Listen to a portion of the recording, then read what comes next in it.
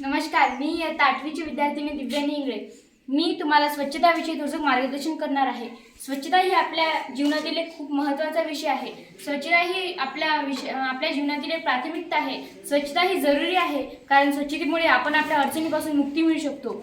आम्ही इथे कचऱ्याची विल्हेवाट लावण्यासाठी काही उपाय सुचविले आहे. जसे की शहरातल्या विविध भागातला कचरा गोळा करणे, त्याची एखाद्या दूरवरच्या ठिकाणी नेऊन विल्हेवाट लावणे, तो जाळून टाकणे किंवा कंपोस्ट खताचे वापरणे. कचरा व्यवस्थापनाचे वर्गीकरण 2 प्रकारे केले जाते, एक विघटनशील आणि अविघटनशील. तशाच प्रकारे त्याचे परिणाम पण पडतात, एक घातक परिणाम आणि अघातक परिणाम. जसे की सडलेली पाने, घरगुती वापरातील वस्तू, प्लास्टिक, कचरा. धन्यवाद. माझे नाव अग्रज मनोज वरगट आहे. मी आता 8वीचा विद्यार्थी आहे. इथं अपार्टमेंट आहे, इथं ऑफिस आहे, इथं नगर परिषद आहे, हे ऑफिस आहे, इथं डंपियर आहे, हे इथं कचरा पेटी आहे. ओला कचरा नंतर इथं सुका कचरा आहे. जो गोळा झाल्यावर कचरा असतो त्या ट्रकमध्ये जाऊन फिरून इथं येते. ओला कचरा याच्यात जाते, नंतर सुका कचरा याच्यात जाते. जो ओला आणि सुका कचरा असते तो फॅक्टरीमध्ये जाऊन त्याचा रियूज होते. धन्यवाद.